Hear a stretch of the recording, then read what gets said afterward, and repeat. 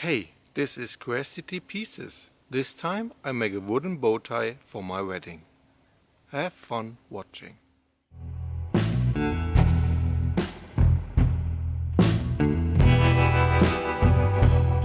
Here you see me marking and cutting the veneers, and at this point I made a mistake.